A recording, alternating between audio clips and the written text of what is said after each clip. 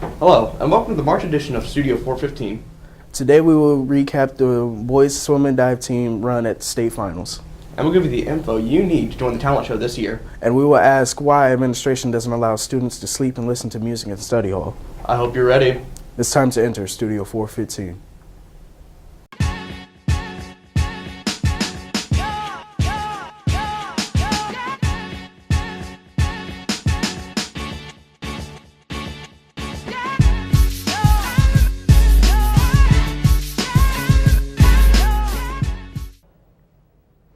Welcome to Studio 415. I'm Ahmed Jones. And I'm Brad Bridge. The CHS Student Talent Show is in the second year of its revival. For our lead story, Studio 415 reporter Zach Honeycutt spoke with the teachers and students about what will be familiar and new with the talent show. What a gorgeous looking crowd. Last year, the CHS Talent Show made a sweeping comeback. Last year we needed something to do in the spring, and in the past Student Council had always done a dance, but it had low attendance. Rhodes said the talent show was a perfect solution to the absence of the spring dance. Everybody was on board with it, and they used to do a talent show, so we kind of knew what the setup would be like. The variety show was a great success for Student Council, and the time has come for another set of talented Carroll students to show off their skills. Senior Annika Lehman plans on auditioning for the show. I'm gonna sing Taylor Swift medley with my sister Isabel. In the past, teachers hosted the show and introduced the students' acts, but Rhodes has different plans for this year. And so this year we're going to try and have students host it instead of having a teacher host it. Audition sign-up sheets for Carroll's Got Talent are located in Student Services, along with the show contracts. Rhodes has high hopes for auditions this year. So what I've tried to do with the call-out meeting and what I've put online is I've tried to encourage people to come out and do something funny, to do something different. So I'm hoping we see more variety this year in the types of acts. Auditions take place after school March 11th and March 12th in the small auditorium. After auditions, the talent show will take place in the large auditorium on April 17th. For Studio 415, I'm Zach Honeycutt. Thanks, Zach. Every year, the Senior Gift Committee selects a student to grant a wish for or bless with a gift. This year's senior gift recipient is freshman Will Wiggy. Studio 415 reporter Robbie Nyman spent some time with Will to find out how the gift has been helping. Will Wiggy was bound to a wheelchair that was old and needed to be replaced. The senior gift committee wanted to buy Will a new wheelchair.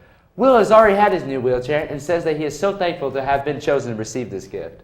Will's new wheelchair has already made an immediate impact on his life by allowing him to maneuver around the school quicker and easier, and also allowing him greater comfort.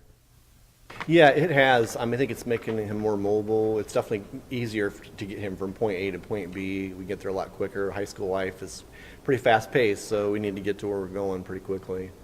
With my old one, it kept falling apart just piece by piece, and this one's just easier to push. It's lighter. My other chair, my wheel got stuck. The left one did. So I can never take it off, so when I load it up in the car, now both wheels can come off and this folds down. I also talked to his instructional assistant, Mr. Andrews. I've been here since Christmas time. It's been great. He's a lot of fun, and I always laugh when I'm with Will, so he's got a great sense of humor. I asked Will what his reaction was when he found out he was receiving the senior gift. I was really surprised and happy because it was also right after I learned I had to have surgery. So the timing was really cool, and it was cool to know that people I haven't met, still haven't met, don't even know are looking out for me. My family got really happy too because, like I said, I didn't know them, neither did they, and it's my first year at this school. It would have been hard for Will and his family to be able to afford all the medical expenses without the help of the senior gift committee. Originally $9,000, but insurance covered some of it, and with the money that was raised with the senior gift committee, it was easier to pay, and it turned out to be $300. Since the wheelchair is already paid for and I already have it, they're using it now for medical expenses to help pay for upcoming surgeries or appointments. Will and Mr. Andrews are very grateful for the senior gift committee and all the help that they have provided for Will and his family. I just think it's awesome that people are helping Will. He is a great kid, and he certainly is deserving of this, and I just think it's tremendous, and it really speaks well of this high school, Carroll. My son goes here, and he's a special needs kid, and I think that's one of the reasons why I really kind of relate well to Will, because I can appreciate some of the things he's going through. I just want to say thank you. It really means a lot to me that they chose me out of everything they had. Thanks, Robbie. In other news, many students have complained about the rules that restrict what can be done during study hall. So, Studio 415 reporter Chad Griffith took the issue to sleep and music to the administration to find out why students can't decide what to do with their own free time. It's no secret that both listening to music and sleeping in study hall have always been prohibited. Students generally agree that we should be able to use our time as we please in study hall, while the administration says otherwise. Our study hall is designed to provide students, of course, with an opportunity to get homework done or to prepare for tests, to study. Hence, sleeping doesn't constitute that. The school sees study hall as a time to complete academic studies. They also see sleeping and listening to music as a distraction to the quiet environment that other students use to their advantage to study. Music is to only be listened to in the morning, up until the bell rings, in reference to school policy. However, some students believe there could be a compromise to this rule. Obviously, headphones should be required, and maybe a one-ear rule, have only one headphone in at a time, because there are other, safety precautions, as like a fire drill or something. They need to be able to hear everything. While there are several ways students are trying to make compromises, it simply is not enough. On top of the distraction issue with sleeping and listening to music, the school says there are more important things students could be using their spare time for. Study hall's sole purpose is to finish homework or study for tests to ease the amount of work students have to bring home with them every night. There are currently no plans to adjust the policies pertaining to sleeping and listening to music in the future. From Studio 415, I'm Chad Griffith. Thanks for that report, Chad. Recently, Sam DePremio held 3 separate presentations about how social media can impact the lives of students. From sexting to posting illegal activities, students can find themselves in trouble with the school and the law if they aren't careful. Studio 415 reporter Zach Sagan attended one of the presentations and found out that one accident online can negatively impact your future. It is no mystery that social media is a huge part in most students' lives, but do you know the dangers and how to keep safe on social media? Last month, Carroll High School was hosted to 3 presentations that showed the dangers and how to keep safe on social media. The 3 presentations each had their own main topics. The first was an overview of social media and the dangers you might encounter. The second looked at social media from a legal standpoint. And the third was about how social media can affect your future. I think it's a great way for individuals to be able to connect with others, which is something 20 years ago you just couldn't do. Social media isn't as safe as you may believe.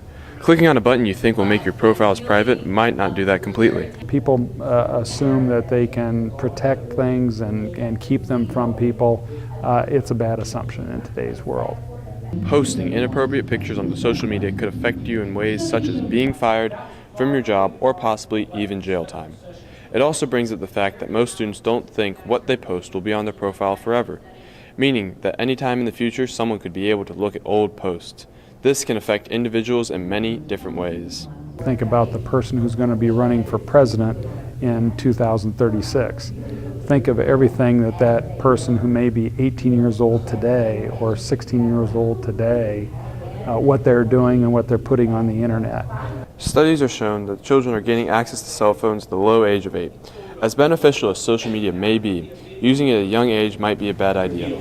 Jackson says teens are losing social skills that are needed for life for basic interactions. You could see groups of students, instead of talking to each other, they're all on their smartphones, texting or sharing something, and they're not living in the moment and not living in the now.